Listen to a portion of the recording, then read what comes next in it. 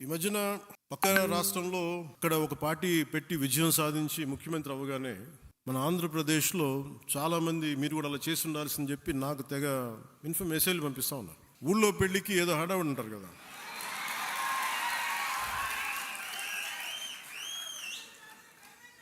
అంటే అంటే ఏంలా ఎలా ఉండదంటే మనకి సందులోనో ఒక పెళ్లి జరుగుతూ ఉంటే మన ఊళ్ళో చిన్నపిల్లలు పరిగెడుతూ ఉంటారు అటు ఇటు, వాళ్ళ ఇంట్లో పెళ్ళి అనుకున్నట్టుగా. అరే ఆంధ్రప్రదేశ్ పరిస్థితులు వేరు. సరే వీళ్ళు చెప్పినట్టుగానే మనం కూర్చొని 2019 నిలబడ్డాం. ఎక్కడ పెట్టారు? 2 చోట్ల ఓడించారు కదా. పోనీ ఎవరైనా నిలబడ్డారు ఆ రోజున నాయకులు అంటే అందరూ పారిపోయారు కదా.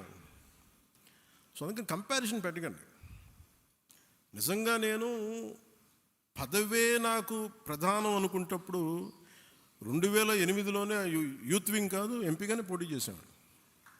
2014లో నేను ఎన్డీఏతో అలయన్స్లో ఉన్నప్పుడు నేను మల్కాజ్గిరి నుంచి ఎంపీగా పోటీ చేయాల్సి ఉంది. బట్ నేను ఏమనుకున్నానంటే, ఎందుకు చెప్తున్నాను ఇదంటే, నేను ఒక పార్టీని నడపాలి, ఇది సమాజంలో మార్పు పట్టుకు రావాలంటే నాకు తెలియాలి కదా కష్టం. ఒక కమ్యూనిస్ట్ నాయకులను చూస్తే కింద క్షేత్రస్థాయిలోకి వెళ్ళారు, నలిగారు, దెబ్బలు తిన్నారు. ఒక కాంచీరామ్ దెబ్బలు తిన్నాడు, నలిగారు. ఒక పార్టీని నడపడం ఏదో కూర్చోబెట్టి ఎదిగేయటం వచ్చేయటం పదవిలో కూర్చోవడం కాదు. ఎలా నడపగలవు? ఒక సమూహాన్ని నీతో పాటు నడిపించాలని నీకు ఎంత సత్తా ఉండాలి, ఎంత అవగాహన ఉండాలి నీకు.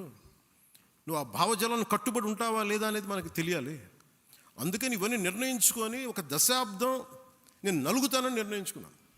అది 2007 నుంచి మొదలుపెట్టిన ప్రయాణం 2014-18 దాకా అలా నడుస్తూనే ఉన్నాను. నలిగాను దశాబ్దం. ఆ తర్వాత 2019 చేశాను. ఎంత గెలుస్తానో తెలియదు, ఓడిపోతానో తెలియదు. బట్ అసలు ఐ వాంటెడ్ ఎక్స్పెరిమెంట్. చూద్దాం ఏం జరుగుద్దాం. దెబ్బ తినకుండా ఏది రాదు. అదే 2024కి దాని గురించి మళ్ళీ వివరిస్తాను మీకు. అంటే ఇవన్నీ నేను ఒక పార్టీని నడపడానికి ఎంత బలం ఉండాలి, ఎంత భావజాలం ఉండాలి, ఎన్ని కఠినమైన పరిస్థితులు ఎదుర్కొంటే తప్ప నేను నడపలేని పార్టీని. ఈ రోజున అందరూ నన్ను వదిలేసిన నేను పార్టీని చాలా ధైర్యంగా ముందుకు తీసుకెళ్ళగలను. ఆ ధైర్యం నాకు ఈ సుదీర్ఘ పుష్కర కాలం నాకు ప్రయాణం నాకు ఇచ్చింది.